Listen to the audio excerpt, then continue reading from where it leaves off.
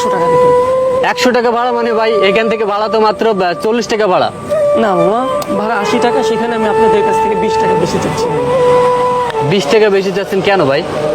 মামা সত্যি কথা বলতে কি, আমি কি আপনাদের কাছ থেকে একটু সময় নিতে পারি মামা? একটু কথা হ্যাঁ বলতে? অবশ্যই মামা বলেন। আচ্ছা তাহলে আমরা একটু সাইড করি। হ্যাঁ এখানে বলেন, সমস্যা নাই। মামা সত্যি কথা বলতে কি, আমার আম্মু বিগত কোরবানির 2 সপ্তাহ আগে আমার আম্মু ব্রেন স্ট্রোক করে। তো আমার আম্মু ব্রেন স্ট্রোক করার পরে আমি তাকে খুলনা মেডিকেলে নিয়ে যাই। তো ওইখান থেকে আমাকে বলা হয় যে ভাই আপনার সিটি স্ক্যান করা লাগবে। তো আমার যে আর্থিক অবস্থা, যার কারণে আমার কাছে সিটি স্ক্যান করার মতন সামর্থ্য ছিল না। যদিও কোনো রকম যেভাবে হোক এলাকা ভিত্তিক আমি যেভাবে হোক চিন্তা আমি করছি। করার পরে সেইখান থেকে আমাকে বলা হয়েছে যে আপনার আম্মু ব্রেন স্ট্রোক করছে। মামা সত্যি কথা বলতে কি, আমার পরিবারের ভিতর আমরা 3 ভাই, আমি হচ্ছি বড়। আমার ছোট 2টা ভাই আছে, তারা কিছু করে না মামা। আমার আব্বু নেই, আমার আব্বু ছোট থাকতে মারা গেছে মামা। আর আম্মুকে নিয়েই সব। আম্মু এর আগেও ব্রেন স্ট্রোক করার আগেও ওনার মাথায় টিউমার আছে। যদিও মামা সেটার সমস্যা ছিল না অতটা, কিন্তু লাস্টে যখন ব্রেন স্ট্রোক করলো, যার কারণে এতটা সমস্যা হয়েছে, এখন এক পর্যায়ে ঘরে বিছনায় পড়া মামা। এখন আমি আপনাদের কাছ থেকে যেই প্যাসেঞ্জারে উঠাই না কেন মামা, চাইতে চাই কিন্তু চাইতে পারি না, বিবেকে বাধা দেয়। আচ্ছা মামা আমি একটু কথা বলি বলছি আপনার ফ্যামিলিতে কে কে আছে? মামা আমার ফ্যামিলিতে হচ্ছে আমার মা, আমার ছোট 2টা ভাই, আমি এবং আমার স্ত্রী, আর 1 মেয়ে 1 ছেলে। 1 মেয়ে 1 ছেলে। আপনার বাবা নাই? জি না মামা। তো এতগুলো মানুষের সংসারে ইনকাম করার উৎস আপনি, মানে আপনি ইনকাম করেন? জি মামা। তো সারাদিনে রিক্সা চালায় কয় টাকা হয় আপনার? সারাদিনে রিক্সা চালায় দেখা যাচ্ছে কখনো 200 টাকা আনি, কখনো 300 টাকা হয়, যার কারণে জীবিকাটা চালাতেও কষ্ট হয়ে যায়। তো আপনার মায়ের এই সমস্যাটা কতদিন থেকে? আমার মায়ের সমস্যা হচ্ছে আপনার ব্রেন স্ট্রোক করার বছর 2 থেকে 2.5 বছর আগে হচ্ছে ওনার মাথায় টিউমার ধরা পড়ে। টিউমার ধরা পড়ে? জি মামা। যদিও আমার স্বাবলম্বী ছিল একটা রিক্সা, সেটাও আমার বিক্রি করা লাগছে মামা। এখন যে কোনো কিছু করে খাবো বা কোনো চাকরি বাদাও করবো সেরকম শিক্ষা যোগ্যতাও নেই, যার কারণে এখন স্বাবলম্বী হয়ে আমার রিক্সাটা আছে, এটা ভাড়ায় চালাই। প্রত্যেক দিন 250 থেকে 300 টাকা ভাড়া।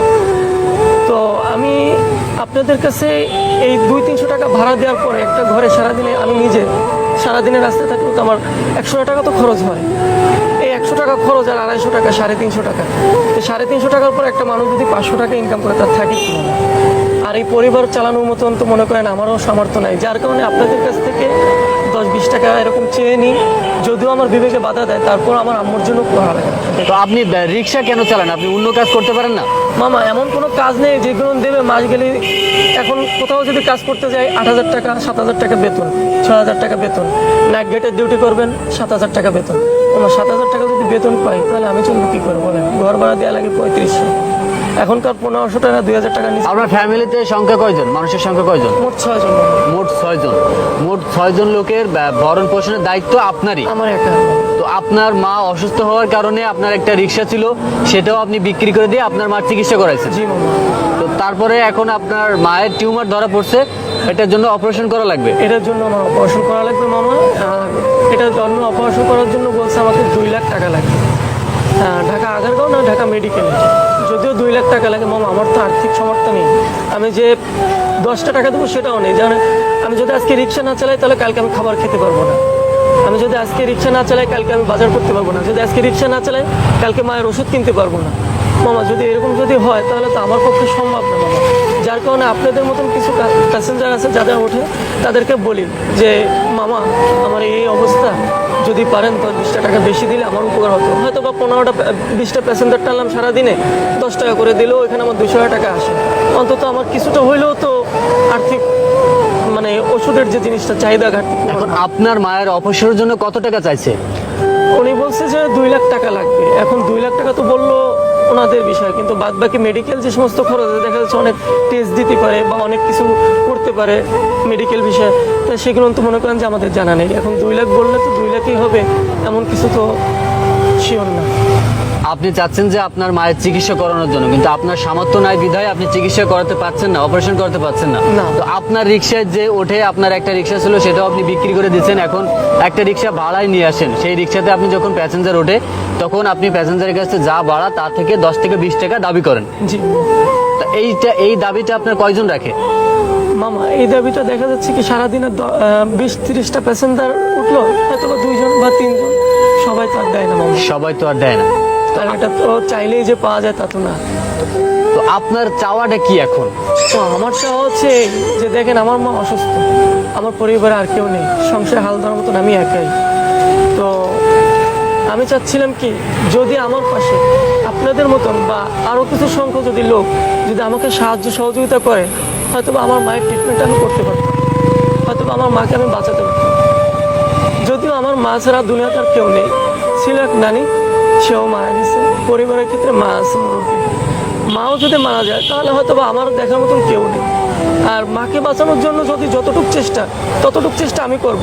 বাদ বাকি যে আপনারা যারা আছেন তারাও যদি একটু হেল্প করেন, হয়তো বা আমি ট্রিটমেন্টটা করতে পারতাম, হয়তো বা আমার মাকে বাঁচাতে পারতাম, হয়তো বা কিছু একটা আমার আল্লাহ যদি হায়াতে রাখে তাহলে হয়তো আমার যতটুকু চেষ্টা করা ততটুকু তো করবো। বাদ বাকি তো আপনারা আছেন, যদি আপনারাও এরকমভাবে হেল্প করেন তাহলে হয়তো বা আল্লাহ দিলে আমার মা বাঁচতে পারে।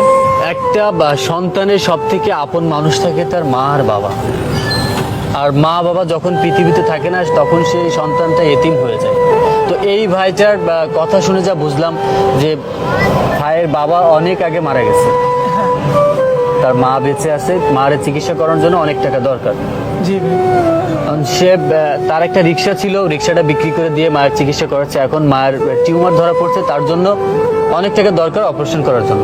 আমি সারাদিন পর সারাদিন গাড়ি চালানোর পর যখন আমি আমার বাসাতে যাই ফিরে, তখন আমার ছেলে মেয়ের মুখ দেখলে যতটা আমি খুশি হই, বাবা তার থেকে বেশি আমার কষ্ট হয় আমার মায়েরটা দেখে। আমার মায়ের আর্তনা, আমার মায়ের যে চিৎকার, মাথায় যন্ত্রণা করে, মাথায় জ্বালা যন্ত্রণা করে, এইভাবে তো চিৎকার করে। আমার মা বারবার মাথা ধরে টাকাটাকি করে, সারা রাত্র ঘুমাইতে পারে না। মামা আমি যখন বাসাতে যাই সারাদিন গাড়ি চালাই, সারাদিন গাড়ি চালানোর পরে যে দেখা যাচ্ছে কি সারা রাত্র তার পিছনে আমার খাটা লাগে, কখনো মাথায় পানি দিই, কখনো মাথা চেপে দিই, আবার কখনো তার চোখ চেপে দেওয়া লাগে।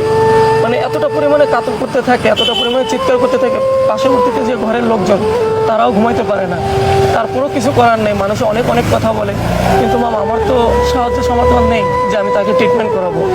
এখন আপনাদের দেখে মনে হলো তাই আপনাদেরকে আমি বললাম আমার কষ্টের কথাটা। যেহেতু বললেন যে মামা এখানে ভাড়া 80 টাকা, আপনি কেন 100 টাকা বললেন, তাই আমি 20টা টাকা আপনার কাছে দাবি করছি এর জন্য যে ওই 20টা টাকা নিয়ে হয়তো বা 2, 4, 5, 10 জন যে যাই দেখ না কেন, আমার মায়ের যে ট্রিটমেন্ট করতে গেলে যে প্রত্যেকটা দিন 300-400 টাকা, নর্মাল হলে 2 থেকে 300 টাকা ওষুধ লাগে।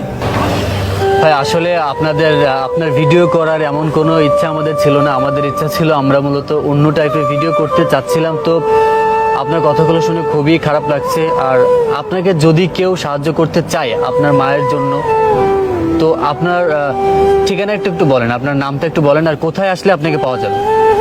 মামা আমার বাসা হচ্ছে কাশীপুর, এটা হচ্ছে আপনার খালিশপুর বাইপিপাড়া রোড, পোড়াবাড়ি মসজিদ সংলগ্ন। তো ওখানে যদি আসেন হয়তো বা আপনারা দেখতে পারবেন, বা আমার এলাকা ভিত্তিক যারা আছে তাদের কাছেও শুনলে বুঝতে পারবেন যে আসলে আমি কথাটা কি সত্যি বলতেছি না মিথ্যা বলতেছি। আপনারা যদি বিশ্বাস না করেন আপনারা যাচাই বাছাই করে দেখতে পারেন। আর যদিও একটা ছেলে তার মার জন্য তো কখনো মিথ্যা কথা বলবে না, আর আমার তো মিথ্যা কথা বলার কোনো প্রশ্নই আসে না। মায়ের জন্য মিথ্যা কথা কেন বলবো? আর মা যদি সুস্থ থাকে সবারই ভালো লাগে, আর মা অসুস্থ থাকলে কার ভালো লাগে? কেউ কি চায়, কোনো সন্তান চায় যে আমার মায়ের অসুস্থতা নিয়ে আমি মানুষের দ্বারে দ্বারে ঘুরি? কেউ কখনো চায়? আচ্ছা ভাই, আমরা হচ্ছে সত্য সন্ধানে কাজ করে থাকি। আমরা প্রথমে আপনাকে দেখে আমার মনে হয় না যে আমরা অসহায় মানুষের পাশে দাঁড়াই, কিন্তু আপনার তেমনটা মনে হয় না। কিন্তু আপনি যখন ভাড়াটা বেশি চাইছেন তখন একটু খারাপ লাগছিল, কিন্তু সম্পূর্ণ কথাটা শোনার পর আসলে আমি সত্যি অনেক ইমোশনাল হয়ে গেছি আপনার প্রতি। আর মা মানে একটা ইমোশনালের জায়গা, মা মানে সবার প্রতি একটা মায়ের প্রতি ভালোবাসাটা সবার এমনি বেশি থাকে। তো এই ভিডিওটা যারা দেখছেন, যারা এই ভাইকে হেল্প করতে চান, যারা চান যে আপনারা এই ভাইটার পাশে দাঁড়াবেন, তো আপনার মোবাইল নাম্বারটা একটু বলেন। আমার মোবাইল হচ্ছে 01939564848। আপনারা কেউ যদি চান এই ভাইয়ের হেল্প করতে, আপনারা কেউ যদি চান ভাইকে সাহায্য করতে, তাহলে এই নাম্বারে অবশ্যই কল দিবেন, ভাইয়ের সাথে কথা বলে নেবেন। আর সম্পূর্ণ বিষয়টা যদি আপনাদের মনে হয় যে মিথ্যা, তাহলে আপনারা খুলনাতে এসে ভাইয়ের সাথে যোগাযোগ করে তার বাসায় যে সম্পূর্ণ বিষয়টা আপনারা দেখতে পারেন। যদি আপনাদের মনে হয় যে না ভাইয়ের সাহায্য করার মতো, তাহলে আপনারা সাহায্য করবেন। ঠিক আছে ভাই, আমরা আমাদের যতটুকু সামর্থ্য আমরা চেষ্টা করব মানুষের কাছে এই ভিডিওটা পৌঁছে দেওয়ার। আর যদি কেউ সাহায্য করতে চায় তাহলে তো অবশ্যই আপনার এই নাম্বারে এই নম্বরে বিকাশও খোলা আছে। হ্যাঁ, তা আপনার নাম্বারটা আরেকটু বলেন, আর আপনার ঠিকানাটা, আপনার নামটা একটু বলেন। আমার ঠিকানা হচ্ছে খালিশপুর বাইতিপাড়া রোড, পোড়াবাড়ি মসজিদ সংলগ্ন। আর আমার ফোন নাম্বার হচ্ছে 01939564848। যদি আপনারা আর্থিকভাবে যতটুকু পারেন, ছোট ভাই হিসাবে বা সন্তান হিসাবে, যে একটা মায়ের জন্য যতটুকু করার দরকার, হয়তো আমার আর্থিক সামর্থ্য নেই, যদি আপনাদের কিছু আর্থিক সহযোগিতা দিয়ে যদি আমার মায়ের ট্রিটমেন্টটা করতে পারি, যদি আমার মায়ের জীবনটা বাঁচাইতে পারি, হয়তো আপনাদের কাছে আমি কৃতজ্ঞ থাকবো, আপনাদের কাছে খুবই ঋণী থাকবো। যদি পারেন আমাকে যে যতটুকু পারেন, যেভাবে পারেন সহযোগিতা করেন। এবং এই ভাই তো, এই মামা তো বললো, তো আপনারা তো দেখলেন, আমি যদি মিথ্যা কথা বলে থাকি, আপনারা ওখানে যে দেখবেন, শুনবেন, মানুষের কাছে যাচাই বাছাই করবেন। যদি সেরকম আত্মনাদ যদি হয়ে থাকেন, তাহলে আপনারা যাচাই বাছাই করে আপনারা যা বলবেন সেটা। আর যদি মিথ্যা কথা হয়ে থাকে, আপনার যেই শাস্তি দেবেন আমি সেটা বাধা পেতে নেব। আচ্ছা ঠিক আছে ভাই, চলেন তাহলে আমরা যেখানে যাচ্ছিলাম আপনার সাথে যাওয়া যাক। আচ্ছা ঠিক আছে।